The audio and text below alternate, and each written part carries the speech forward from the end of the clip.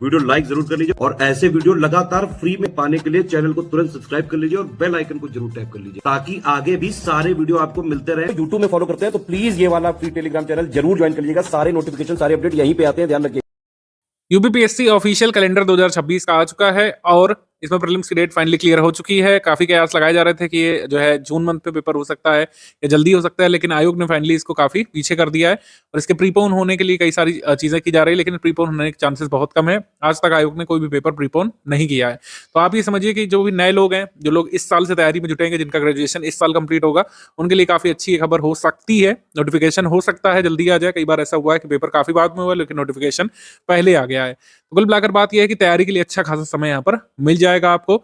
आपके लिए काफी समय यहाँ पर शेष है और इतना समय है कि आप 3 स्टेज की स्ट्रैटेजी यहाँ पर फॉलो कर सकते हैं। 3 स्टेज की strategy study for civil service follow करवा रहा है पिछले 3-4 वर्षों से। ये काफी इफेक्टिव स्ट्रैटेजी रही है, जिससे हजारों लाखों लोग प्रीलिम्स अपना क्लियर कर चुके हैं। ठीक है, आप भी कर सकते हैं। 3 स्टेज स्ट्रैटेजी फॉलो करने के लिए अभी इनफ टाइम है आपके पास। 3 स्टेज की स्ट्रैटेजी क्या है, कैसे है, इसको समझने के लिए पूरा वीडियो देखिए आप लोग। और जो लोग हमारे पेड ग्रुप में आ चुके हैं, जो लेटेस्ट पेड बैच शुरू हुआ इस डेट से, इसमें आकर के आप पूरी तैयारी अपनी कर सकते हैं एकदम शुरुआत से। एकदम जीरो लेवल से आप तैयारी यहाँ पर शुरू कर सकते हैं। आप अगर जो है उत्तर प्रदेश में पीसीएस की पोस्ट पाना चाहते हैं लेकिन आपको ज्यादा कुछ नहीं जानकारी है, आप खाली एलिजिबल हो, ग्रेजुएशन आपका कंप्लीट हो, आप फॉर्म भरने के लिए एलिजिबल हो, आप हमारा ग्रुप ज्वाइन कर सकते हैं और इसमें हम पूरी तैयारी यहाँ पर आपको करा देंगे। 3 स्टेज की स्ट्रैटेजी में प्रीलिम्स की बेसिक तैयारी हो जाएगी, मेंस की फाउंडेशन आपकी बन जाएगी। आप चाहे तो प्री मेंस का हमारा कंबाइंड बैच ज्वाइन कर सकते हैं। कई सारे लोगों ने कंबाइंड बैच ज्वाइन कर रखा है, तो लॉन्ग टर्म तक उनको सर्व किया जाता रहेगा। तो 13 जनवरी से हमारा पेड ग्रुप शुरू हो चुका है। आप इसको ज्वाइन करके पूरी तैयारी अपनी कर सकते हैं एकदम शुरुआत से, बेसिक से, जीरो लेवल से एकदम सीढ़ी चढ़ते हुए आगे आप बढ़ेंगे और इस लेवल तक तैयारी करेंगे कि आपका प्रीलिम्स का कट ऑफ निकल सके। हमारी ये पर्टिकुलर स्ट्रैटेजी जो है ये प्रीलिम्स फोकस्ड स्ट्रैटेजी है। मेंस की स्ट्रैटेजी मेंस ग्रुप में दे दी गई है, तो प्रीलिम्स फोकस स्ट्रैटेजी को ध्यान से सुनिएगा। एक एक शब्द आगे जो मैं बताने जा रहा हूँ उसको ध्यान से देखिए, समझिए। पहले हम ग्रुप के फीचर्स वगैरह आपको बता देते हैं, फिर आगे की मेन स्ट्रैटेजी डिस्कस करेंगे। पूरा वीडियो ध्यान से देखिए तो यूपीपीएससी 2026 में कैसे आप एक बेस्ट इंस्टीट्यूट को ज्वाइन करके अपना कट ऑफ क्लियर करने लायक तैयारी कर सकते हैं, इसमें सब कुछ आपको पता लग जाएगा। तो पहले ग्रुप के फीचर्स वगैरह और जो हमारी फाउंडेशन है स्टडी फॉर सिविल सर्विस की, इसको ब्रीफली डिस्कस कर लेते हैं, फिर मेन मटेरियल और स्ट्रैटेजी पर मूव करेंगे।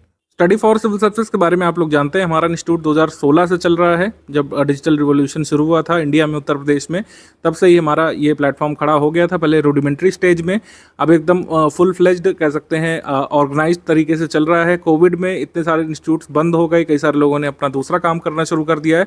स्टडी फॉर सिविल सर्विस वहीं पर खड़ा है और अपने लक्ष्य के साथ कि ज़्यादा से ज़्यादा लोगों का सिलेक्शन हो। जो लक्ष्य 2016 में हमने शुरू किया था डिसाइड करके कि इस लक्ष्य के साथ आगे बढ़ना है इंस्टीट्यूट को, वही लक्ष्य अब भी है।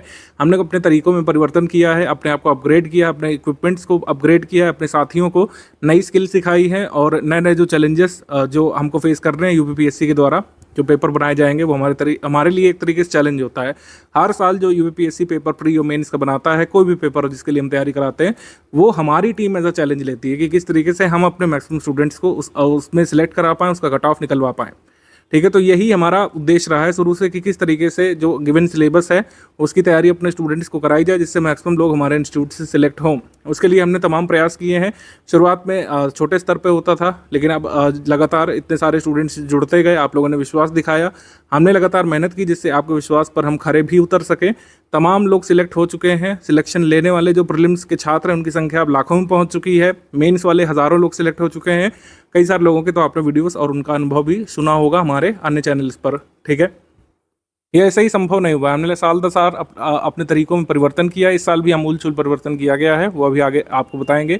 लेकिन स्टडी फॉर सिविल सर्विस जिस भी कोर्स के लिए एडमिशन लेता है, जिस भी कोर्स के लिए कुल मिलाकर हम ओपनिंग मतलब करते हैं, जिस भी कोर्स के लिए एडमिशन लेकर के छात्रों को इनरोल करते हैं, हमारा उद्देश्य रहता है कि मैक्सिमम छात्र सिलेक्ट हों। सभी नहीं हो सकते हैं क्योंकि इतनी तो सीटें भी नहीं कभी होती हैं, लेकिन मैक्सिमम लोग हमारे इंस्टीट्यूट से सिलेक्ट हों और ऐसा होता रहा है। लगातार सिलेक्शन रेशियो हमारा अपग्रेड हुआ है, जबकि नंबर ऑफ वैकेंसी आप देख रहे होंगे कम होती जा रही हैं। स्टडी फॉर सिविल सर्विस क्यों वर्क करता है, मतलब क्यों जो है दूसरों से आगे है और क्यों स्टडी फॉर सिविल सर्विस को आपको ज्वाइन करना चाहिए, इसका कारण मैंने लिखा है ये डायग्राम बना करके। सारी चीज़ें सबसे पहली बात एक जगह पर मिल जाती है। एक जगह पर का मतलब है कि आपने टेलीग्राम ग्रुप हमारा ज्वाइन किया, बस आपको ये करना है कि जो भी यहाँ पे दिया जाएगा, जैसे अभी हम बेसिक स्ट्रैटेजी बताएंगे, कुछ दिनों बाद इसी ग्रुप में आगे की स्ट्रैटेजी बताएंगे, किस तरीके से प्रीलिम्स के लिए मूव करना है, कैसे कैसे बेसिक बुक खत्म करने के बाद आपके टेस्ट वगैरह होंगे, बेसिक बुक्स के बाद आपके बेसिक टेस्ट होंगे, उसके बाद एडवांस लेवल की जो सामग्री दी जाएगी आगे उसके टेस्ट होंगे, पेड क्विज कैसे होगी, लगातार करंट अफेयर मिलता जाता है, आपको किसी चीज़ के लिए बाहर वेट करने की ज़रूरत नहीं पड़ती है कि फ़लाँ मैगज़ीन छपेगी तो हम पढ़ेंगे। जैसे कई सारे लोग जो गाइड हैं वो क्या करते हैं कि दूसरे मटेरियल को बता देते हैं कि जब ये मैगज़ीन छपे तो आप ये पढ़ लेना, जब ये वाली बुक आए तो ये पढ़ लेना। इस तरीके से आपकी स्ट्रैटेजीज़ को प्लान कराते हैं। हमारे यहाँ पर ऐसा नहीं है। अगर आप हमारे यहाँ पर इनरोल्ड हुए हैं तो सब कुछ यहीं से मिलता है। यहीं से मतलब स्टडी फॉर सिविल सर्विस के पेड टेलीग्राम ग्रुप से आपको सब कुछ मिलता है। यानी कि प्रीलिम्स का करंट अफेयर मिलता है जो मंथ वाइज आता है, नेशनल इंटरनेशनल करंट अफेयर पूरा उसमें कवर होता है, Uttar Pradesh specific current affair अब मंथ वाइज मिलता है आपको। पिछले 1-2 वर्षों से मंथ वाइज अपने उत्तर प्रदेश करंट अफेयर भी देना शुरू किया है। एक मंथ में निश्चित तारीख पर 12 तारीख के करीब आपको मिल जाता है ग्रुप में।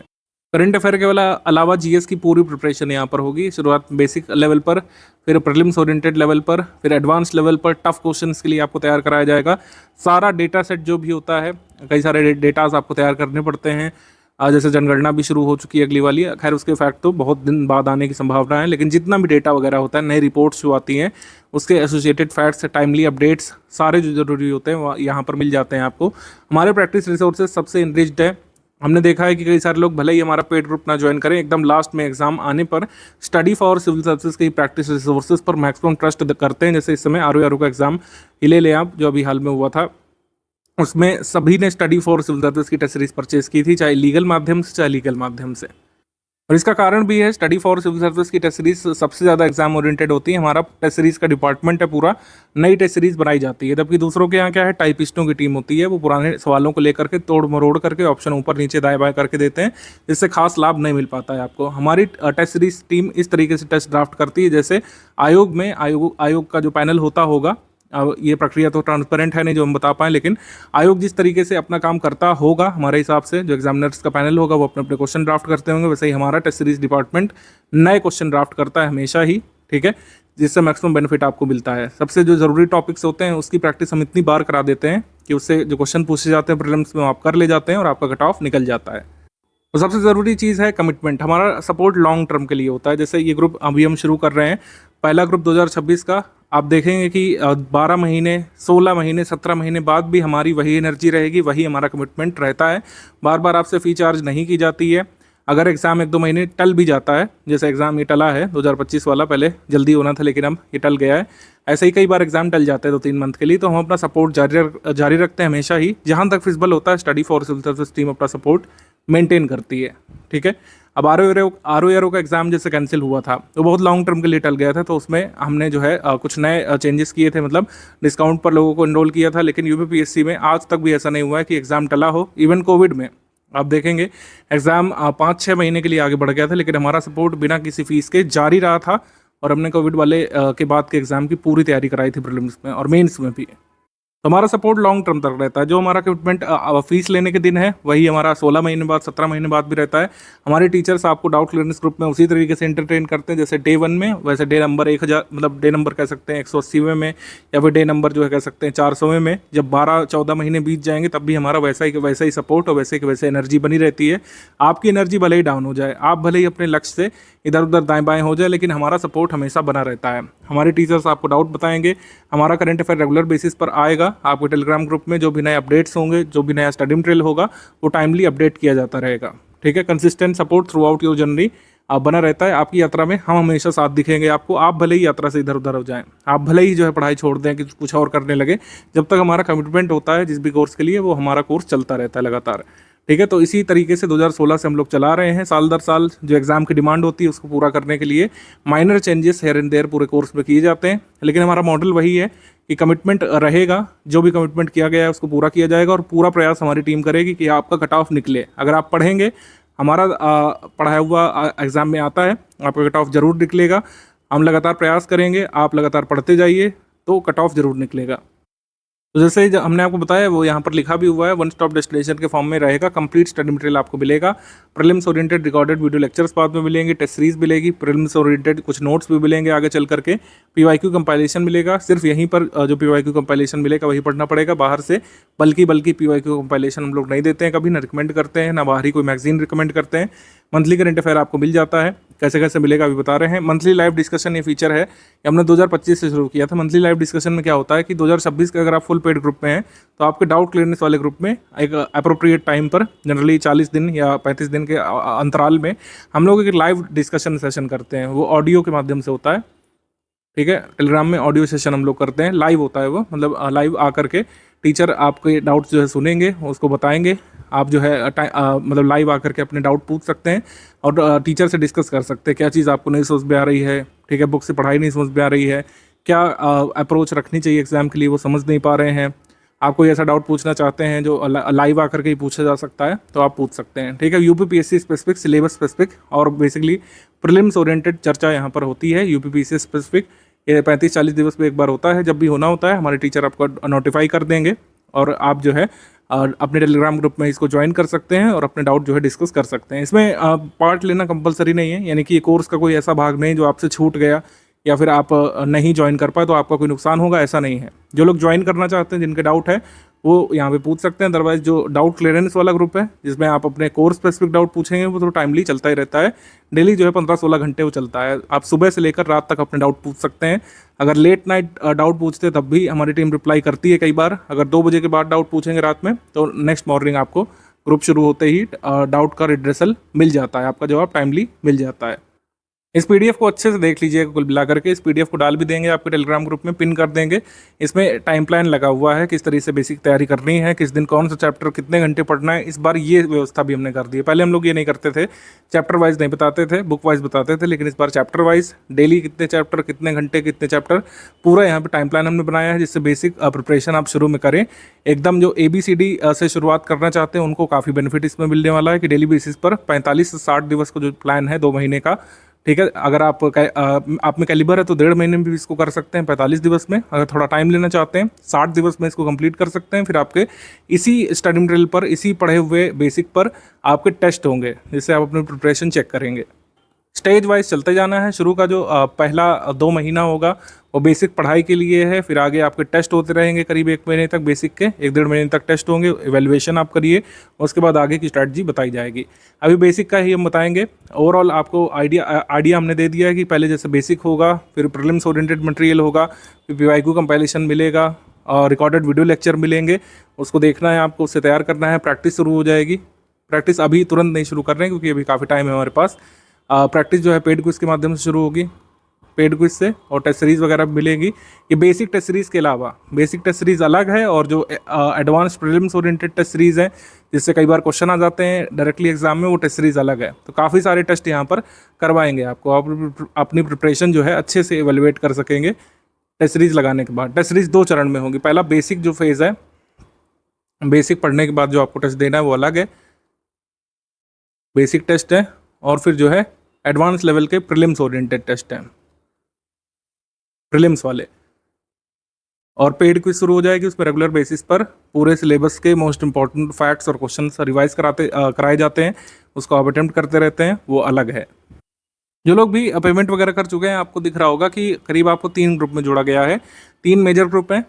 सबसे पहला स्टडी मटेरियल वाला ग्रुप है, जिसमें सारा स्टडी मटेरियल अभी तक का जो आपको स्टडी करना है, बेसिक जैसे दिया गया है, बेसिक बुक्स वगैरह अभी यही दिया गया होगा, और कुछ चीज़ें बेसिक बुक्स वगैरह दिख रही होगी आपको इसमें, और टाइम प्लान वगैरह दिख रहा होगा।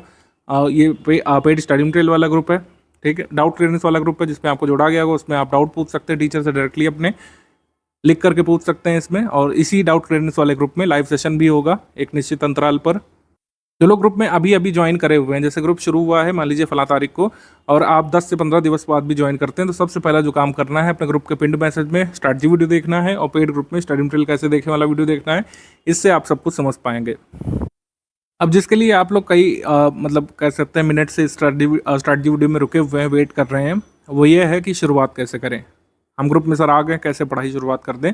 तो ये 45 दिवस का जो बेसिक टाइम प्लान है वो ये है। इसमें हम ये वाले सब्जेक्ट कवर करने वाले हैं। इकोनॉमी के लिए बाद बताया जाएगा, ठीक है, अर्थव्यवस्था के लिए, क्योंकि इसमें 2 तरीके से प्रिपरेशन होती है, एक होती है स्टैटिक की और एक होती है करंट ओरिएंटेड की। इसका बता दिया जाएगा बाद में। शुरुआत में जो बेसिक बड़े सब्जेक्ट हैं जिससे ज़्यादा क्वेश्चन आपके एग्जाम में आते हैं, जैसे इतिहास में भी ancient history, medieval history, modern history, ठीक है, पॉलिटी, राज्य व्यवस्था, भूगोल, ठीक है, भूगोल में जिसमें इंडियन ज्योग्राफी भी शामिल है, वर्ल्ड ज्योग्राफी भी शामिल है, मानव भूगोल, इकोनॉमिक ज्योग्राफी भी शामिल है, और फिर सामान्य विज्ञान। ये बड़े जो सब्जेक्ट हैं, एनवायरनमेंट भी ले लीजिए इसमें, ठीक है। तो ये बड़े सब्जेक्ट कंप्लीट करना जरूरी है। अब छोटे सब्जेक्ट, जैसे कुछ लोग पूछे तो कौन होते हैं भाई, छोटे सब्जेक्ट हम लोग मानते हैं, जैसे यूपी जीके, ये छोटा सब्जेक्ट हो गया। आर्ट एंड कल्चर, प्रीलिम्स में आर्ट कल्चर से बहुत कम ही सवाल आते हैं, तो आर्ट कल्चर ये छोटा सब्जेक्ट हो गया। गवर्नमेंट स्कीम वगैरह है, ये सब हम छोटे सब्जेक्ट के रूप में रखते हैं, यानी कि इनको कंप्लीट किया जा सकता है, इनका पोर्शन कम होता है, ठीक है। तो ये वाले सब्जेक्ट कंप्लीट करना है पहले। आप जीएस की तैयारी इन्हीं सब्जेक्ट से आगे बढ़ाएंगे तभी मैक्सिमम बेनिफिट होता है, क्योंकि प्राचीन भारत का इतिहास, मध्यकालीन इतिहास, आधुनिक इतिहास, कुल मिलाकर ये पूरा इतिहास वाला जो पोर्शन है सबसे ज़्यादा हॉन्टिंग है स्टूडेंट्स के लिए। जो नए नए प्रिपरेशन करने आते हैं, मैंने देखा है कई बार उनको अगर सही गाइडेंस नहीं मिलता है, वो इतिहास की किताबें देख करके ही बैक ऑफ कर जाते हैं कई बार कि सर इतना सब कुछ कैसे याद होगा, ये तो बहुत सारा है, और ये तो बेसिक इतना जा रहा है, तो आगे कितना होगा। अगर इतिहास इतना है तो भूगोल कितना कितना होगा, सामान्य विज्ञान कितना कितना होगा। कई बार लोगों के लिए हॉन्टिंग होता है, लेकिन कोई चिंता वाली बात नहीं है। अगर आप ये टाइम प्लान फॉलो करेंगे सब कुछ आसान लगने लगेगा। थोड़ा सा शुरू में आपको बर्डन महसूस हो सकता है, लेकिन अगर टाइम प्लान के ये वाले फेज से आप गुजर गए बेसिक वाले से, बाद में चीज़ें बहुत आसान हो जाएंगी प्रीलिम्स के लिए और मेंस के लिए भी। तो शुरुआत में इन सारे सब्जेक्ट की कुछ बेसिक किताबें हम रिकमेंड करेंगे। उसकी एक फेस्ड रीडिंग आपको करनी है, सिस्टमैटिक रीडिंग करनी है, स्ट्रक्चर्ड रीडिंग करनी है। उसके बाद आपके टेस्ट होंगे। ये वाला फेज से अगर आप गुजर गए तो बाकी जो स्टडी मटेरियल मिलने वाला है आपको प्रीलिम्स वाले ग्रुप में, जिन लोगों ने मेंस का ज्वाइन किया होगा मेंस वाले ग्रुप में, तब आपकी राह बहुत आसान हो जाएगी। हमारी कुछ बेसिक बुक्स हैं और समरी पीडीएफ है जिनका अध्ययन शुरू में आपको करना है। ये डे वाइज हमने लगा दिया है। इसमें देखिए हमने तारीख नहीं डाली है, तारीख हमेशा ही आपका कह सकते हैं और डामाडोल कर देती कॉन्फिडेंस, क्योंकि तारीख में फिर टाइम बाउंड हो जाता है। इसमें हमने तारीख नहीं डाली, इसमें डे डाला है। किसी भी दिन से आप शुरू कर सकते हैं। हमारा ग्रुप शुरू हुआ है आज, और हो सकता है आप 10-15 दिवस बाद ज्वाइन करें, तब आपके लिए डे 1 उस तारीख से शुरू होगा जिस तारीख से आप टाइम प्लान फॉलो करना शुरू करेंगे। तो डे 1 में क्या क्या पढ़ना है भाई, जैसे डे 1 में हमने आपको दे दिया है चैप्टर 1 ऐतिहासिक पृष्ठभूमि, ये एम लक्ष्मीकांत से स्टडी करना है। फिर types of sources and historical construction, ancient history R S Sharma वाली बुक से, एंशिएंट हिस्ट्री की समरी के 5 पेजेस से पढ़ने हैं। अभी पहला काम करना है डे 1 में। फिर डे 2 में क्या है भाई, ऐसे डे 3 में, डे 5 में सब कुछ दिया हुआ है क्या क्या पढ़ना है। मतलब ये इस तरीके से अरेंज किया गया है कि आपके ये 45वें दिवस तक ये बुक्स कंप्लीट हो जाएंगी। हमारी समरी और हमारी जो बेसिक बुक्स हैं हिस्ट्री वाली वो कंप्लीट हो जाएगी। लक्ष्मीकांत थोड़ा सा बच जाएगा, उसको आप बाद में कवर कर सकते हैं 15 दिन एक्स्ट्रा ले करके। लक्ष्मीकांत के मोस्ट इंपॉर्टेंट जो चैप्टर हैं जो आपको पढ़ने ही चाहिए यूपीपीएससी के लिए, वो इसमें कवर हो जाएंगे। मॉडर्न हिस्ट्री की, मेडिवल हिस्ट्री की और एंशिएंट हिस्ट्री की बुक खत्म हो चुकेगी। हमारी सारी समरी फिनिश हो चुकी होंगी, और एनसीईआरटी की जितनी भी ज्योग्राफी है वो फिनिश हो चुकी होगी, ठीक है। तो एनसीईआरटी की ज्योग्राफी साइंस का जो मटेरियल है, साइंस की हमारी समरी वो इसमें फिनिश हो चुकी होगी। जितनी भी बेसिक बुक हैं 45 दिवस तक फिनिश हो चुकी होंगी, अगर आप इस तरीके से फेज्ड वाइज रीडिंग करेंगे तो। अब आपको लग रहा होगा कि सर ये तो कोई भी कर सकता था, कोई भी बंदा टाइम प्लान बना सकता था, चैट जीपीटी से हम कह देते थे, प्रॉम्प्ट दे देते तब भी बन जाता है। इसका महत्व क्या है? इसका महत्व ये है कि अगर आप हमारे ग्रुप में आकर के ये 45 दिवस फेज वाइज स्टडी करेंगे बेसिक बुक्स की, आगे की राह बहुत आसान हो जाने वाली है। आगे फिर ये नहीं लगेगा कि सर ये मेंस का सिलेबस नहीं समझ में आ रहा है, सर ये आंसर राइटिंग नहीं समझ में आ रही है, इसमें क्या चीज़ है, आर्ट कल्चर में क्या क्या आता है, जो कह सकते हैं मॉडर्न इंडिया वाला टॉपिक है, कहाँ से शुरू होता है, कहाँ खत्म होता है। ये जो छोटे छोटे डाउट्स रह जाते हैं लोगों के, इतना सब कुछ पढ़ने के बाद भी वो नहीं रहेंगे। पर प्रीलिम्स के बाद आप मेंस का जब स्टडी मटेरियल उठाएंगे, स्टडी फॉर रिजल्ट्स का फैमिलियर लगेगा, स्मरण करना आसान रहेगा, आत्मसात करना आसान रहेगा, आंसर राइटिंग की शुरुआत करना आसान रहेगा।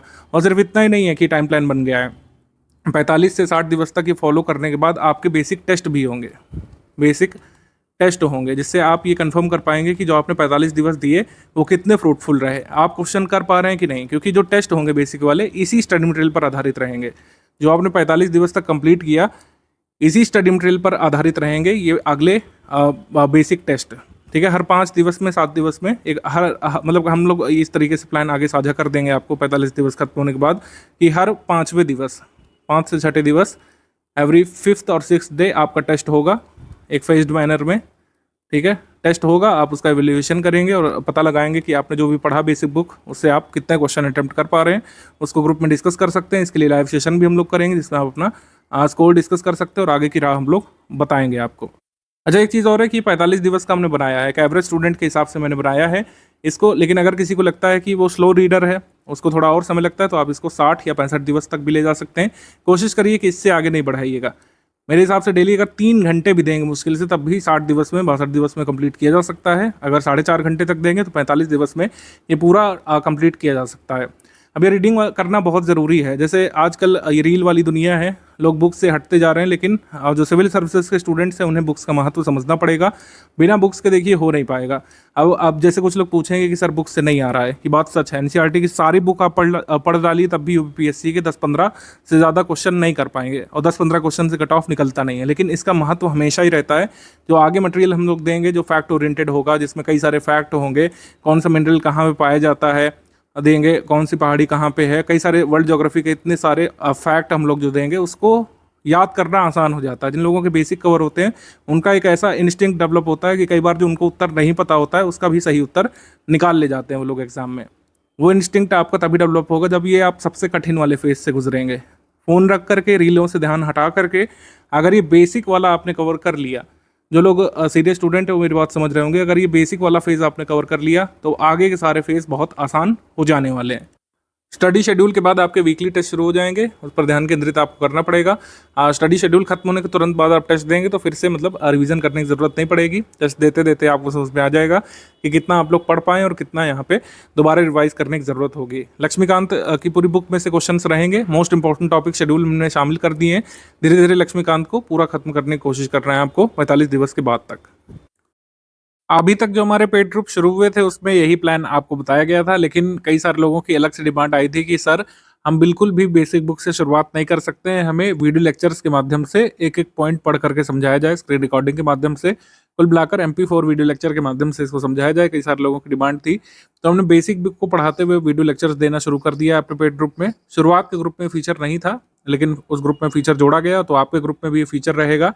बेसिक बुक के वीडियो लेक्चर भी मिलेंगे, और जिन पर वीडियो लेक्चर रिकॉर्ड किया जाएगा वो PPT PDF में कन्वर्ट करके भी आपको मिलेगी, PPT इंटू PDF फॉर्मेट में।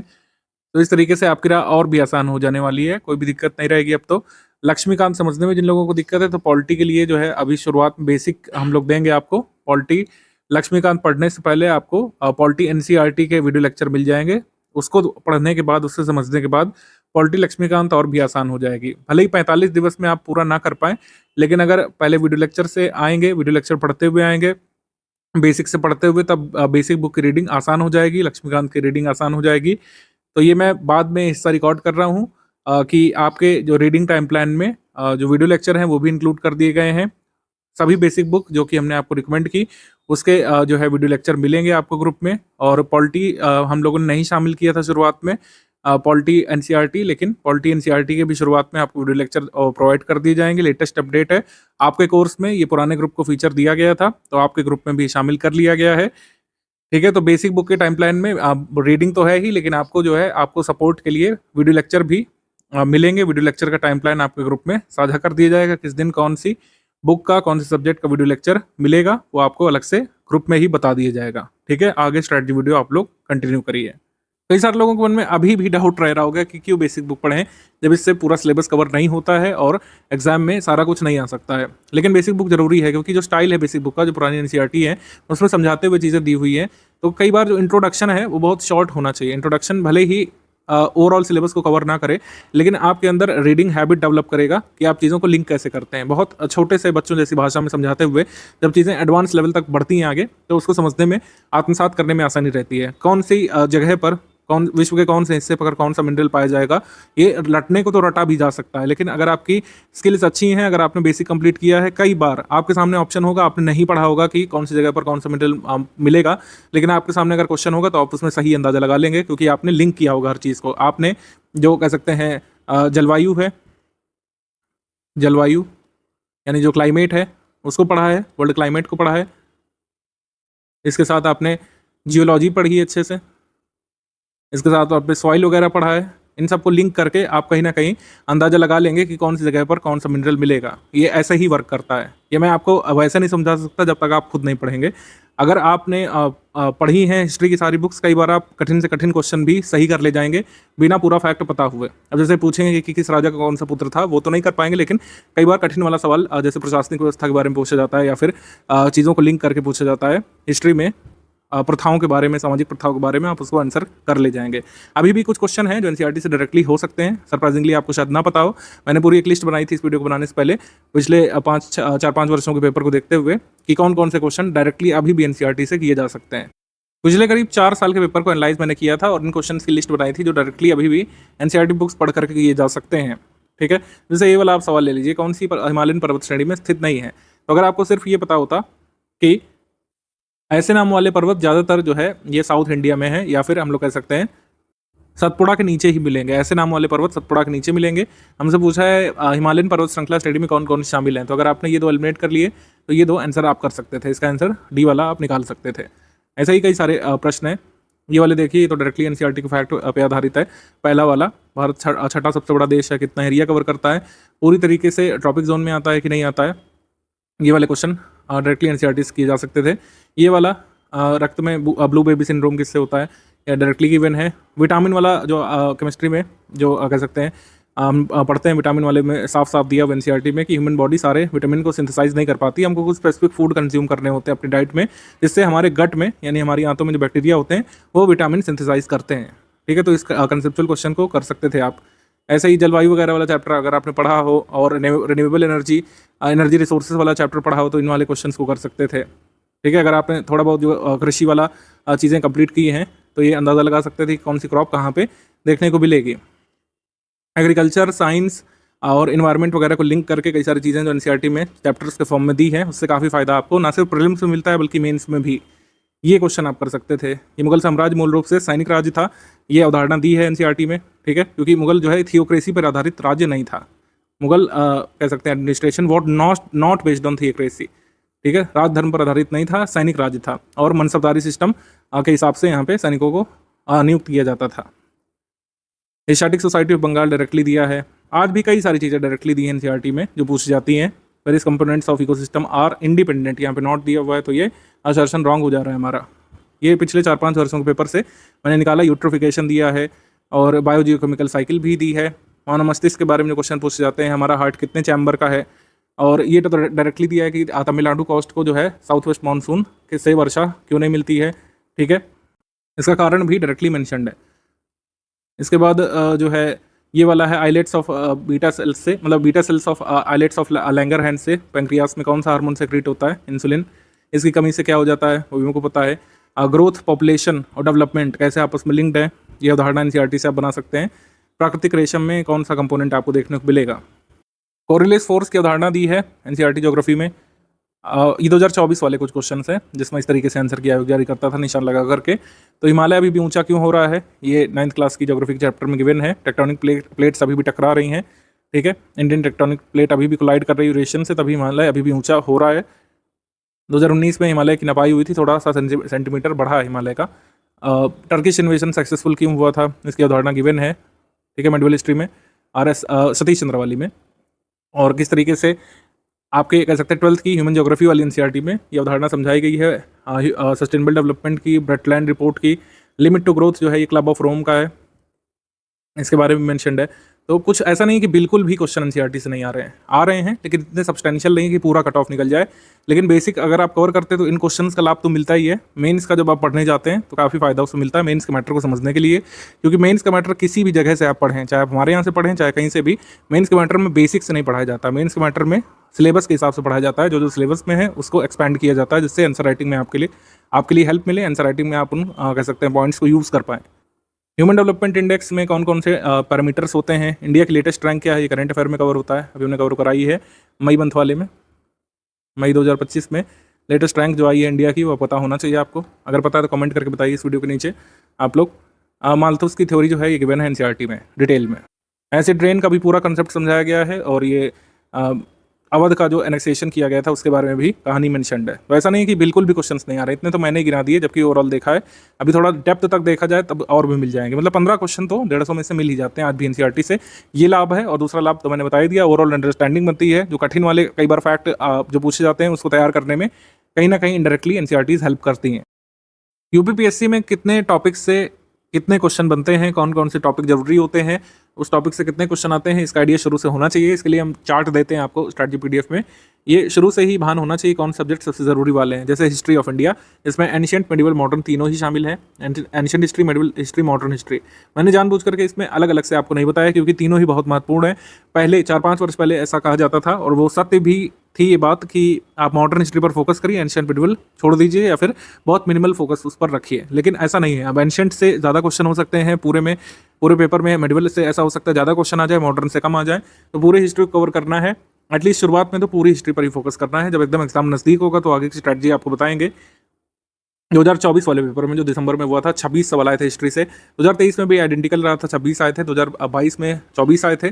2021 में 19 रह गए थे।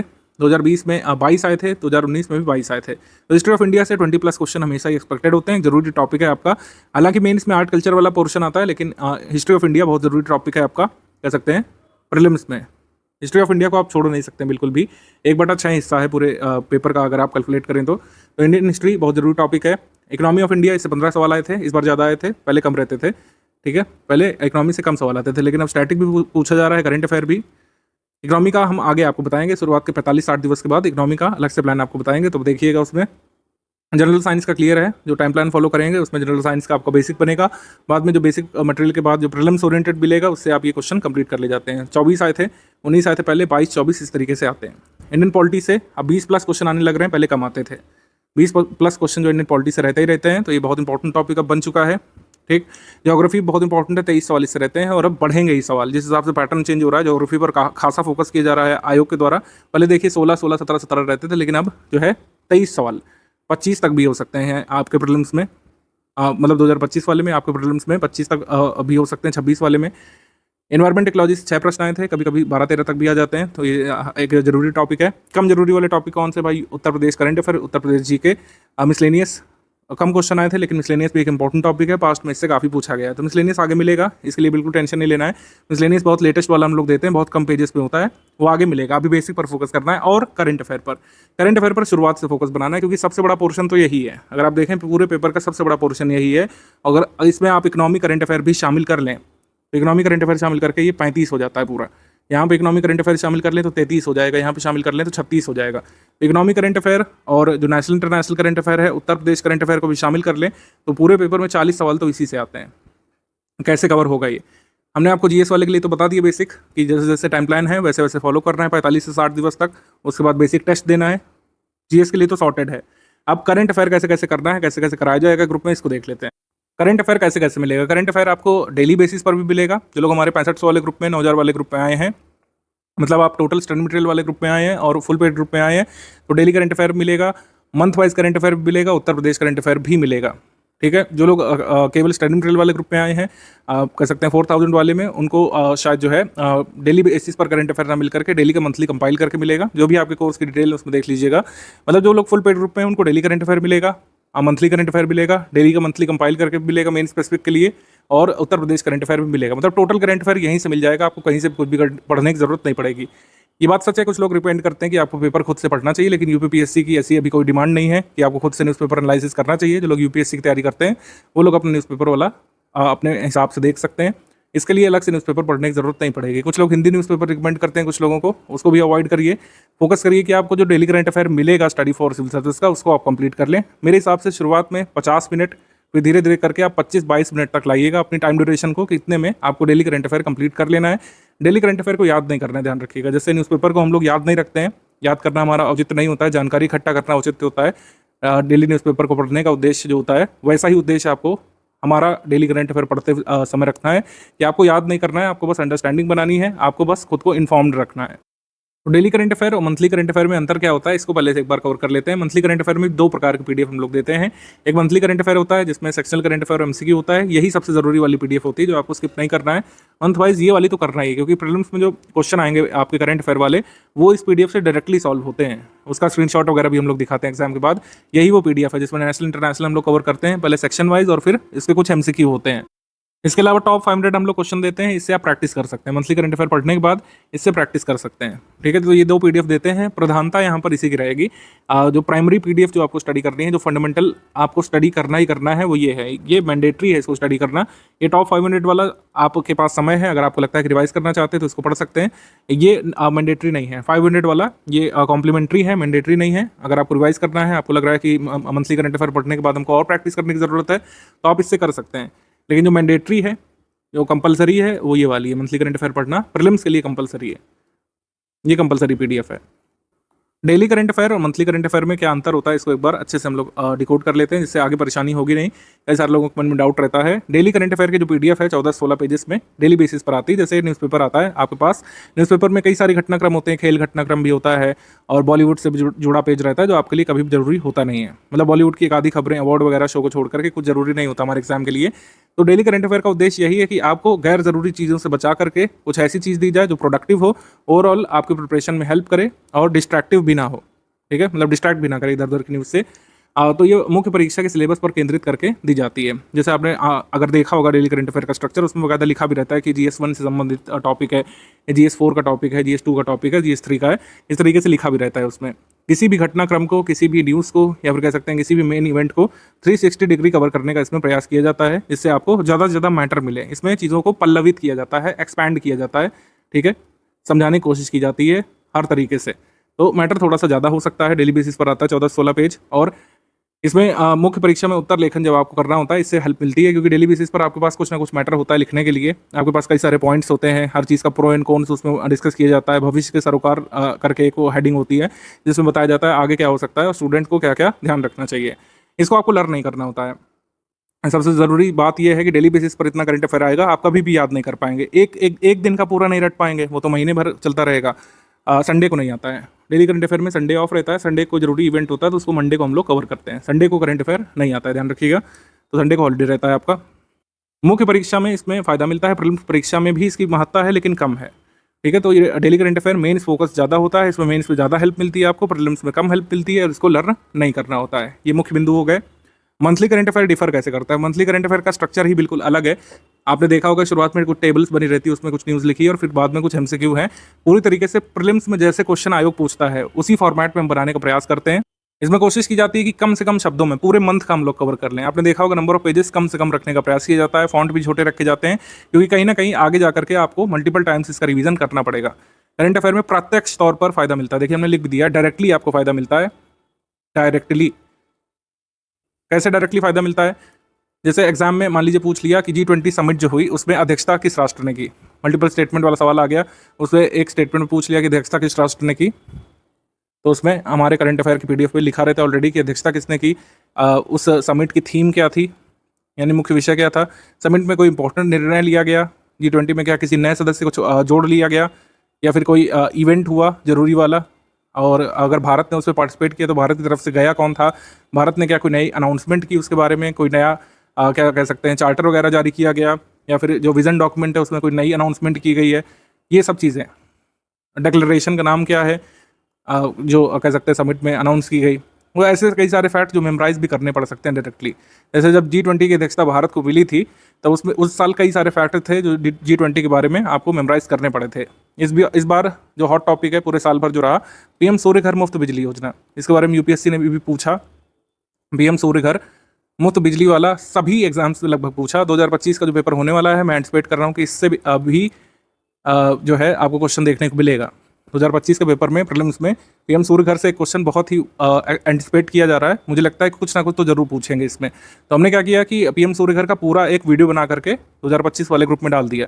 तो मंथली करंट अफेयर में क्या होता है कि कोई भी बहुत ज़रूरी इवेंट होता है तो उसके जितने भी फैक्ट हो सकते हैं ज़रूरी वाले, जैसे नेशनल पार्क 107वां नंबर का आ गया है, तो उसके जितने भी जरूरी फैक्ट हैं उस मंथ के मंथली करंट अफेयर में डाल दिए गए हैं। जिस मंथ नया नेशनल पार्क क्रिएट हुआ, नई वाइल्ड लाइफ सेंचुरी कोई क्रिएट हुई, नई रामसर साइट जो है डिक्लेयर हुई, जैसे इस बार जून में नई रामसर साइट डिक्लेयर हुई है, तो जून मंथ के करंट अफेयर में 2025 में सारी डिटेल उस रामसर साइट के बारे में और जितना भी प्रीलिम्स से पूछा जा सकता है वो उसमें कवर करा दिया जाता है। तो मंथली करंट अफेयर कॉम्प्रिहेंसिव रखने का प्रयास किया जाता है, क्योंकि कहीं ना कहीं इसका आगे जा करके आपको रिवीजन भी करना है, कई सारे तथ्यों को याद भी करना पड़ सकता है। इसी वजह से इसको ब्रीफ रखा जाता है, इसको सक्सिनेट रखा जाता है, इसको ब्रीफ रखा जाता है, सक्सिनेट रखा जाता है, ल्यूसिड रखा जाता है। वहीं ये डेली वाले को हम लोग एक्सपैंड करने का प्रयास करते हैं। इसको कई बार वर्बोस भी लग सकता है आपको कि इसमें तो सर बहुत ज़्यादा एडिंग है, एक्चुअली उसका महत्व है। आपको 360 डिग्री किसी चीज़ के बारे में पता करना होता है तो थोड़ा सा नंबर ऑफ पेजेस बढ़ जाते हैं, लेकिन उसका कहीं ना कहीं महत्व है मेंस के लिए। तो प्रीलिम्स फोकस्ड करंट अफेयर है आपका मंथली वाला करंट अफेयर, जो मंथ वाइज आपको मिलता है। हर मंथ की 4 तारीख को हम लोग देते हैं, हर मंथ की 4 तारीख को। जैसे जून मंथ का आपको कब मिलेगा? जून मंथ को मिलेगा 4 जुलाई की रात में, और जुलाई मंथ का कब मिलेगा? 4 अगस्त की रात में।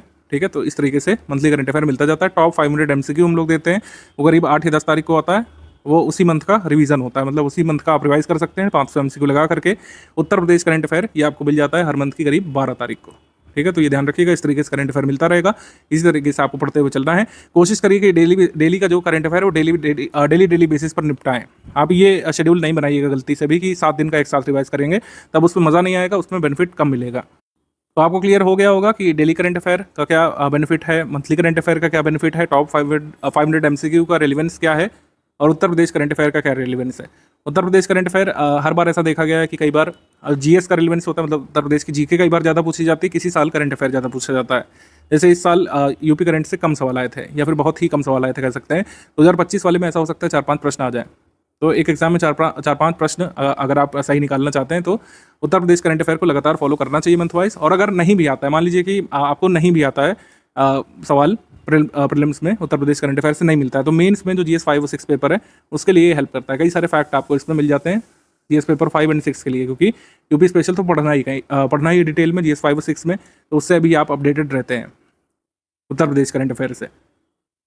पेड क्विज की जानकारी बाद में दी जाएगी, क्योंकि अभी बेसिक आपको कंप्लीट करना है, तुरंत ही सारी चीज़ें नहीं शुरुआत करेंगे, अदरवाइज आप लोग पैनिक मोड पे चले जाते हैं। और ये बात सही भी है कि पहले पढ़ाई फिर प्रैक्टिस, यही सही तरीका है। अभी आप जो है पढ़ाई करिए, आप डेली जो है आपको 4.5 घंटे करीब निकालने पड़ सकते हैं। सब कुछ अगर धीरे धीरे स्लोली भी अगर करेंगे तो, और अगर आप प्रो हैं तो 3 घंटे में भी हो जाएगा। अगर आप बीच बीच में ब्रेक लेते हैं, हफ्ते में ब्रेक हो जाते हैं आपके, तब भी 5 घंटे में टारगेट कंप्लीट किया जा सकता है। उसके बाद जो है बेसिक टेस्ट आपके होंगे, फिर इवैल्यूएशन होगा, और फिर आगे की जानकारी हम आपको देंगे कैसे कैसे क्या क्या करना है। करंट अफेयर जैसे कुछ लोग पूछेंगे किस मंथ से किस मंथ तक का करना है, तो देखिए अभी क्लैरिटी नहीं है। जिस मंथ से आपको ग्रुप में दिया जा चुका है उस मंथ से आप लोग करना शुरू कर लीजिए मंथली वाला, उसके पहले का भी करने की जरूरत नहीं पड़ेगी, ठीक है। अभी काफ़ी टाइम है हमारे पास, और करंट अफेयर आइडली 1 वर्ष का तैयार किया जाता है। एग्जाम डेट से 1 साल या 13 महीने पहले तक का करंट अफेयर तैयार करना सफिशिएंट होता है। इसमें आपके 95 से 99% का सवाल कवर हो जाते हैं हमेशा ही। तो 1 साल का ही करना है, तो क्यों इतना पहले से बर्डन लें आप, क्योंकि कई सारी चीज़ें बदल जाएंगी। इस साल के अगर आप पद्मश्री पद्म विभूषण तैयार करेंगे तो ऐसा हो सकता है 2026 में बदल जाए, बिल्कुल बदलेगा। नए अवार्डीज आ जाएंगे, नए अवार्ड आ जाते हैं, नए इंडेक्स आ जाते हैं, तो कई सारी चीज़ें बदल जाती हैं। तो जिस मंथ से दिया जा चुका है उस मंथ से शुरू कर लीजिए आप लोग, उत्तर प्रदेश का भी मंथली और नेशनल इंटरनेशनल का भी मंथली, जिस मंथ से दिया जा चुका है उस मंथ से आप लोग शुरू कर लीजिए। अल्टीमेट गोल देखिए ये है, जो प्रीलिम्स ग्रुप में आए हैं उनका अल्टीमेट गोल अपनी PDF में नाम देखना है। अपनी PDF मतलब जो रिजल्ट की PDF आएगी प्रीलिम्स के बाद, उसमें अपना नाम आपको पाना है। अल्टीमेट गोल यही है, इसी वजह से इतना पैसा, इतना धन खर्च करके, इतना जो है आपको मेहनत भी करनी है आगे काफ़ी दिन तक, तो उसका परिणाम आपको हासिल करना ही है। परिणाम क्या हासिल करना है भाई? Cut off. कट ऑफ क्या है भाई? कट ऑफ 2018 से यहाँ पे दिया हुआ है, क्योंकि 2018 के बाद से पैटर्न बदला है, ठीक है। 2023 में कट ऑफ कितना गया था? 2023 में 94 क्वेश्चंस पर कट ऑफ गया था। इस बार पोस्ट बहुत कम थी 2023 वाले में, अगर आप देखें पोस्ट काफ़ी कम थी, तो इस वजह से कट ऑफ गया था। 2024 में थोड़ी सी ज़्यादा है, नंबर ऑफ पोस्ट का थोड़ा सा फर्क पड़ता ही हमेशा। एग्जीक्यूटिव पोस्ट कम होने की वजह से कट ऑफ यहाँ पर 125 मार्क्स का गया था, लेकिन अगर नॉर्मली 400, 500, 600 पोस्ट जब भी होती हैं जिस साल, उस साल इतना ही कट ऑफ जाता है। 111 मार्क्स कट ऑफ गया था 2022 वाले में, यानी 83.28 क्वेश्चन आप सही करके मेंस की टिकट पा सकते थे। 2021 में 115 कट ऑफ गया था, 86.25 क्वेश्चंस, और 2020 में कट ऑफ गया था 82.5 क्वेश्चंस, 2019 में 87.75 क्वेश्चंस, और 117 कट ऑफ गया था यहाँ पे, ठीक है। 2018 में काफ़ी इजी पेपर आया था, नंबर ऑफ पोस्ट भी काफ़ी ज़्यादा थी, 126 मार्क्स कट ऑफ गया था, ठीक। ये कट ऑफ रहा है, और इससे आप क्या कह सकते हैं, डिराइव कर सकते हैं। इससे डिराइव करेंगे आप कि 82 से 95 सवाल सही करने मात्र से कट ऑफ क्लियर हो जाएगा। लेकिन कैच क्या है? निगेटिव मार्किंग है यहाँ पे। निगेटिव मार्किंग 1/3 की है। निगेटिव मार्किंग का इफेक्ट हटाने के बाद 82 से 95 सवाल अगर आप सही करते हैं तो आपका कट ऑफ निकल जाएगा। पढ़ाई करते समय टारगेट हमेशा ट्रिपल डिजिट के लिए करना है कि कम से कम 100 जो क्वेश्चंस हैं आप सही निकाल लें। 150 में से 100 सही क्वेश्चंस निकालने के लिए लगे रहना एग्जाम के दिन तक। बाकी एग्जाम के दिन तो डिसाइड होगा कि आप कितना तक पहुंच पा रहे हैं और क्या आइडियली कट ऑफ उस साल होना चाहिए। नेगेटिव मार्किंग का इफेक्ट हटा करके 100 क्वेश्चन यानी कि ट्रिपल डिजिट तक पहुंचना आपका उद्देश्य होगा, लेकिन धीरे धीरे पहुंचेंगे। अभी से कट ऑफ के बारे में टेंशन लेना या फिर मार्क्स वगैरह का कैलकुलेट करना समझदारी नहीं है। अभी तो आप बेसिक पर हैं, जितना बेसिक मजबूत करेंगे आगे की राह उतनी आसान होती जाएगी, ये ध्यान रखिए। टॉपिक वाइज वेटेज से हमको पता चलता है कि फर्स्ट प्रायोरिटी करंट अफेयर की भी होनी चाहिए, क्योंकि करंट अफेयर में जैसे हमने आपको बताया 40 तक सवाल आ सकते हैं। उत्तर प्रदेश करंट अफेयर को मिला करके, इकोनॉमी करंट अफेयर को मिला करके, हिस्ट्री फिर सेकंड प्रायोरिटी यहाँ पे होनी चाहिए, क्योंकि हिस्ट्री ऐसा टॉपिक है जिसमें अगर आप ज़्यादा क्वेश्चन से निकालते हैं तो दूसरों से आगे निकल जाते हैं, ठीक है। जनरल साइंस थर्ड प्रायोरिटी है, फिर इंडियन पॉलिटी है, फिर जो है ज्योग्राफी है, ठीक है। ज्योग्राफी काफ़ी बड़ा टॉपिक भी है, जिसका बेसिक नहीं कवर होता तो उनको दो सब्जेक्ट में काफ़ी दिक्कत होती है, एक हिस्ट्री ऑफ इंडिया और एक geography.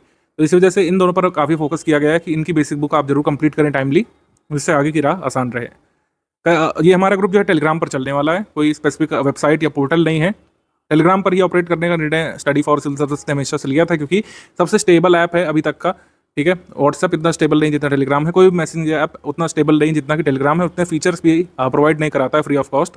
Telegram free of cost version में भी काफ़ी सारे फीचर्स अवेलेबल हैं और उसका लाभ लीजिए आप लोग, जैसे लाइव सेशन का और जो PDF साइज़ का 2 GB तक का आप डेटा डाउनलोड कर सकते हैं एक फाइल में। तो काफ़ी स्टेबल अपडेट ऐप है, इसमें ज़्यादा क्रैशेस इसमें नहीं होते हैं, लेकिन अब यूज़र बढ़ते जा रहे हैं तो कई बार ऐप में दिक्कतें आती हैं। उस दिक्कतों का सामना कैसे करना है और परेशान नहीं होना है, इसके बारे में भी लिख दिया है। कई बार आपका ग्रुप लोड नहीं होता है तो आप लोग जो है हमारी टीम को फ़ोन करने लगते हैं। इसको करने के बजाय ये कुछ स्टेप्स आप पहले कर लिया करिए, ट्रबल शूट कर लिया करिए पहले। इंटरनेट कनेक्शन अपना चेक करिए, एरोप्लेन मोड में डाल करके फिर जो है डेटा ऑन करिए, कई बार इससे सही हो जाता है। कई बार डिवाइस को रिस्टार्ट करने से सही हो जाता है। कई बार जो कैश मेमोरी है उसको हटाना पड़ता है। कई बार स्टोरेज बहुत ज़्यादा भर जाता है आपका टेलीग्राम में, तो स्लो चलने लगता है या फिर लोड होने में देर लगाता है। तो क्या करना है, टेलीग्राम सेटिंग पे जाना है, डेटा एंड स्टोरेज सेटिंग पे जाना है। ठीक है, स्टोरेज डेटा पर जाना है, उसमें कैश मेमोरी पूरी क्लीन कर लेना है। इससे होगा क्या कि जो भी आप स्टोर किए होंगे अपने मोबाइल में वो हट जाएगा, आपको दोबारा डाउनलोड करने का ऑप्शन आएगा, लेकिन दोबारा डाउनलोड करने के बाद कोई दिक्कत नहीं होती है। कई बार टेलीग्राम को अनइंस्टॉल भी करना पड़ सकता है, क्योंकि कई बार बग आ जाता है उसमें। बग कैसे हटेगा, जब आप पूरा उसको हटा देंगे ऐप को और फिर उसको इंस्टॉल करेंगे। कई सारे लोग पूछते हैं कि सर क्या अनइंस्टॉल करने से पूरा हमारा डेटा चला जाएगा? ऐसा नहीं होता है। आप अनइंस्टॉल करके फिर से इंस्टॉल करिए, जिस नंबर से आपने रजिस्टर किया है हमारे टेलीग्राम ग्रुप में, उसी से फिर लॉगिन कर लीजिए, सारा डेटा वापस आ जाता है। कोशिश करें कि टेलीग्राम को प्ले स्टोर से या फिर अपने एप्पल के ऐप स्टोर से, आईपैड के ऐप स्टोर से लेटेस्ट वर्जन में अपडेट रखें, जिससे आगे कोई दिक्कत ना हो। CSAT के लिए अभी स्टडी मटेरियल हमने नहीं दिया है। CSAT का कंप्लीट स्टडी मटेरियल और टॉपिक वाइज जो प्रीवियस ईयर पेपर हैं वो अभी हम बाद में देंगे। GS के लिए भी प्रीवियस ईयर पेपर हम कुछ दिन बाद आपको साझा करेंगे, सब कुछ कंपाइल करके। अभी जो है आपको बेसिक पर फोकस करना है। बेसिक पर फोकस करने के बाद आपको बेसिक टेस्ट देने हैं। बेसिक टेस्ट के बाद exam oriented test, prelims oriented test भी होंगे आगे, उसका डिटेल आपको मिलेगा बाद में।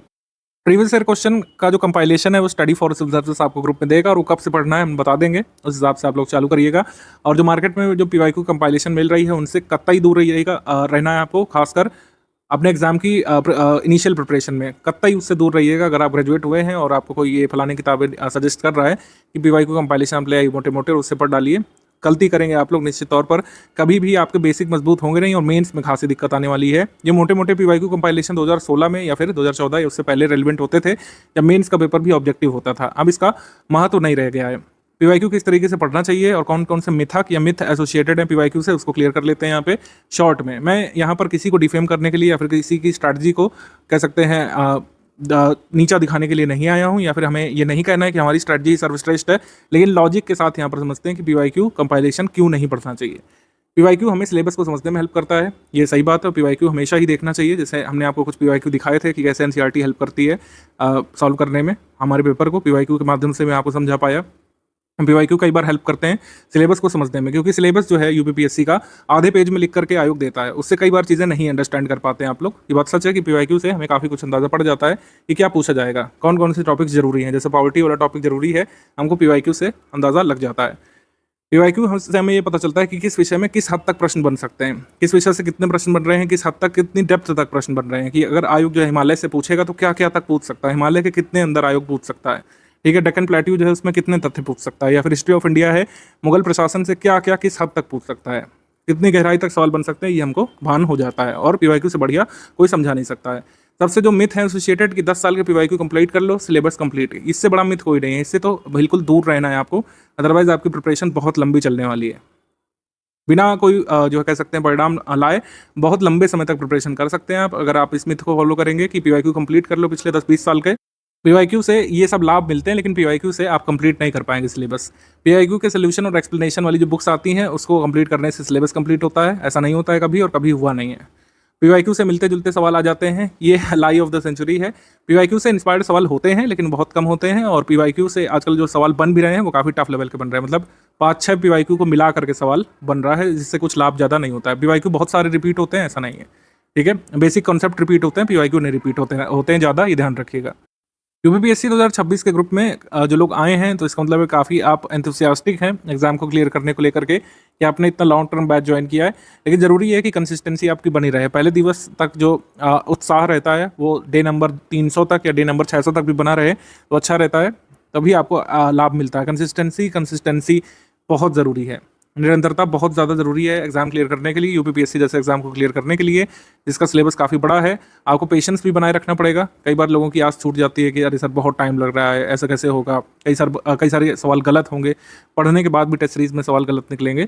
आपको पेशेंस बनाए रखना है, हार्डवर्क करते रहना है, कंसिस्टेंसी बनाए रखनी है और बिलीफ अपने ऊपर रखना है, फोकस करते हुए कि हम जो पढ़ रहे हैं सही दिशा में काम कर रहे हैं, चीज़ें सुधरेंगी धीरे धीरे। ऐसा हो सकता है कि लगातार पढ़ने के बाद भी बेसिक टेस्ट में आप कम स्कोर कर पाएं, क्योंकि बेसिक टेस्ट हमारी टीम थोड़ा सा टफ लेवल का ही बनाती है, जिससे आप लोग कंप्लेसेंट ना हो जाएं। तो ये नहीं सोचना है कि हमारे बहुत कम नंबर आ रहे हैं। अगर आप 50, 55, 60% भी स्कोर करेंगे टेस्ट में, तो इसका मतलब है कि आपकी पढ़ाई सही दिशा में रही है और उसी हिसाब से आगे बढ़ते जाना है। कुछ लोग यहाँ पे सवाल करते हैं कि सर लंबे समय तक रिटेन करने के लिए हम क्या कुछ स्ट्रैटेजी अपना सकते हैं। तो मैं हमेशा कहता हूँ कि आप अपने हिसाब से स्ट्रैटेजी बनाइए। कुछ लोगों के लिए नोट मेकिंग वर्क करता है। नोट मेकिंग कुछ लोग करते हैं अपने डिजिटल डिवाइस में, आजकल नोट मेकिंग करने लग रहे हैं। तो नोट मेकिंग आप चाहें तो कर सकते हैं, चाहें तो आप जो है मल्टीपल टाइम्स रिवीजन वाला फॉर्मूला अपना सकते हैं। दोनों ही फॉर्मूला वर्क करता है। कई सारे लोगों ने बिना नोट्स बनाए अपना पूरा प्रीलिम्स क्लियर किया है मल्टीपल टाइम्स रिवीजन से, और कई सारे लोग नोट्स भी बनाते हैं, नोट्स से भी उनका काफ़ी फ़ायदा मिलता है। तो दोनों ही में से कोई मेथड आप अपना सकते हैं। दोनों के अपने अपने फ़ायदे नुकसान है। नोट मेकिंग में थोड़ा सा ज़्यादा टाइम लगता है, लेकिन ये काफ़ी इफेक्टिव तरीका है चीज़ों को लंबे समय तक रिटेन रखने का, याद रखने का। नोट मेकिंग में बस कोशिश करिए कि नोट्स आपके जो है रिलेवेंट रहें, शॉर्ट रहें। नोट्स अगर शॉर्ट नहीं कर पा रहे हैं आप, यानी कि हमारा जो मंथली करंट अफेयर का पीडीएफ है, अगर आप उसका नोट 30 पेज में बना रहे हैं तो कोई फायदा नहीं। उससे अच्छा तो आप मल्टीपल टाइम्स रिवाइज ही कर लें। शॉर्ट नोट्स रखने की कोशिश करिए कि अगर आप 6 पेज में हमारे मंथली करंट अफेयर को नोट कर पा रहे हैं तो उसको नोट किया करिए। आप शॉर्ट रखिए, रिलेवेंट रखिए और ऐसा रखिए कि आप उसको रिवाइज भी कर पाएँ। तो नोट्स जो है शॉर्ट और रिलेवेंट होने चाहिए, तभी आपको मैक्सिमम बेनिफिट मिलेगा। जैसे हिस्ट्री एक बहुत इन्फॉर्मेशन डेंस टॉपिक होता है, इसमें आपको सक्सिनेट नोट्स बनाने का प्रयास करना चाहिए। आप जरूरी नहीं कि यही चार्ट फॉलो करें जो मैं आपको दिखा रहा हूँ, आप अपने हिसाब से कोई भी मेथड अपना सकते हैं। कुछ लोग डायग्राम बनाते हैं, कुछ लोग जो है ग्राफ बनाते हैं, कुछ लोग कॉज इफेक्ट डायग्राम बनाते हैं, कुछ लोग सनरे डायग्राम इस्तेमाल करते हैं। किसी भी तरीके का आपको मेथड हो, आपके लिए वर्क करना चाहिए। जैसे हिस्ट्री में कोशिश करिए कि इस तरीके के डायग्राम बनाया करिए जिसमें ये क्लियर रहे कि पहले कौन सा इवेंट हुआ, बाद में कौन सा इवेंट हुआ। इसमें याद करने में आसानी रहती है। जो इन्फॉर्मेशन जो रिटेन रखनी एग्जाम के लिए, उसको आप ब्लॉक में लिख सकते हैं या अलग से हाईलाइट करके रख सकते हैं। डेट्स वगैरह जरूर लिखिए हिस्ट्री में बीच बीच में, जिससे क्लियर रहे कि क्या क्रोनोलॉजी चल रही है। जैसे आंग्ल मैसूर युद्ध का ये नोट्स बनाया गया है, एनसीईआरटी और बेसिक बुक से बनाया गया है। मतलब एनसीईआरटी बेसिक बुक और स्टैंडर्ड बुक से मैंने बनाया है और मेजर सोर्सेज की हेल्प ली है। जरूरी नहीं कि सारी इन्फॉर्मेशन आपके नोट्स में आ जाए, जितना आपका कह सकते हैं सोर्स मटेरियल है। जैसे एनसीईआरटी से जो भी आप समझें, एनसीईआरटी का आप चैप्टर पढ़िए, हड़प्पन सिविलाइजेशन जो संबंधित है, आपके बुक में जो जो दिया हुआ है उसमें से आप नोट करिए। भले ही आपको लगे कि कुछ चीज़ें रह रही हैं, वो आगे कवर होंगी, पूरे मटेरियल में टेस्ट सीरीज से कवर होगी, कई सारे तथ्य आपको आगे मिलने वाले हैं, कोई टेंशन वाली बात नहीं है। लेकिन जितना आपको मिल रहा है, आप चाहें तो उसको नोट मेकिंग से आप तैयार करिए, चाहे मल्टीपल टाइम्स उसको रीड करके रिवाइज करके तैयार करिए। जो भी आप सिस्टम अपनाएं, यहाँ पे थोड़ा सा प्रोडक्टिव रहना चाहिए। कोशिश तो हमेशा करनी चाहिए कि कोई भी आप सामग्री पढ़ रहे हो, जैसे मैथ्स में नियम होता है कि खाली हाथ नहीं पढ़ा जाता है, पेन पेपर लेकर के पढ़ा जाता है, पेन नोटबुक लेकर के। वैसे ही जीएस में भी आदत बनाई करंट अफेयर में कि कुछ कुछ चीज़ें आप जरूर नोट करते जाएं, ठीक है। इससे एक अच्छी हैबिट बनती है लिखने की, और ये आंसर राइटिंग में भी हेल्प करेगी आगे चल करके। अब जैसे कोई कंसेप्ट बताया जा रहा है, दिल्ली सल्तनत का एडमिनिस्ट्रेशन आप स्टडी कर रहे हैं सतीश चंद्रा में, उसमें आप नोट कर सकते हैं कि दिल्ली सल्तनत का शासन प्रशासन कैसे चलता था, क्या हायरार्की होती थी, सल्तनत को कितने भागों में डिवाइड करते थे। पहले जैसे प्रोविंस होते थे, ठीक है, प्रोविंसेस को इक्ता कहा जाता था, इक्तादार जिसका हेड होता था, और शिक होते थे जो जिलों के समान होते थे, डिस्ट्रिक्ट के समान। शिकदार उसका हेड होता था, परगना ये आमिल इसको हेड करता था। गाँवों का समूह जो है ये 84 कई बार कहा जाता था। गाँव को जो है विलेज कहा जाता था, इसमें खुद मुकद्दम या चौधरी जो है रूल करते थे। मुगल एडमिनिस्ट्रेशन में गाँव के लिए एक विशेष टर्म भी दिया जाता था जिसको देह बोलते थे, देह या फिर डी कहा जाता था। तो ऐसे छोटे छोटे फैक्ट्स जो है आप लिख करके रख सकते हैं। मतलब ऐसी जगह रखिएगा कि आप रिवाइज भी करें, ऐसा नहीं नोट करना है कि वो कहीं खो जाए और कभी आपके काम ना आए। सारी चीज़ें नहीं नोट करिए, लेकिन कुछ कुछ चीज़ें आप नोट करिए। क्या क्या नोट करना है, जैसे कुछ लोग नहीं समझ पाते हैं कि नोट क्या करना है। नोट क्या करें सर, सारे कुछ इंपॉर्टेंट लग रहा है शुरू में, तो आप क्या काम करिए कि अभी आप मल्टीपल टाइम्स रिवीजन पर फोकस करिए। जब टेस्ट दे लेंगे, पीवाईक्यू कंपाइलेशन थोड़ा सा पढ़ेंगे, तो आपको समझ में आएगा कि इस तरीके से क्या चीज़ नोट करना होता है। तो बिल्कुल भी टेंशन वाली बात नहीं है। आप लोग पढ़ाई यहाँ पे शुरू कर लीजिए, आज से आपका ग्रुप शुरू होता है। बेसिक बुक का टाइमलाइन फॉलो करना शुरू करिए। शुरुआत में थोड़ा सा बर्डन सम लग सकता है, कोशिश करें कि हर 7 दिन में एक ब्रेक भी ले सकते हैं आप। 45 दिवस का टाइम प्लान है, ये हार्ड एंड फास्ट रूल नहीं है कि इसको 45 डेज में ही कंप्लीट करना है। अगर आपको लगता है 45 डेज में नहीं हो सकता, मैंने आपको कहा कि आप 60 दिवस तक इसको ले जाइए, 65 दिवस तक आप ले जाइए, 70 दिवस तक वर्स्ट केस में आप ले जाइए, लेकिन इसको कंप्लीट करिए। इसको कंप्लीट करे बिना अगर आप आगे बढ़ना चाहते हैं तो हमेशा ही कई बार खुद को पीछे महसूस करेंगे आगे के फेजेस में। 45 दिवस ये अगर आपने गुजार लिए बेसिक बुक्स के साथ, तो आगे की प्रिपरेशन काफ़ी आसान हो जाने वाली है। डाउट क्लियरेंस वाला ग्रुप हमारा शुरू होता है। कोई भी आपका डाउट है, आप डाउट क्लियरेंस ग्रुप में पूछना शुरू कर सकते हैं।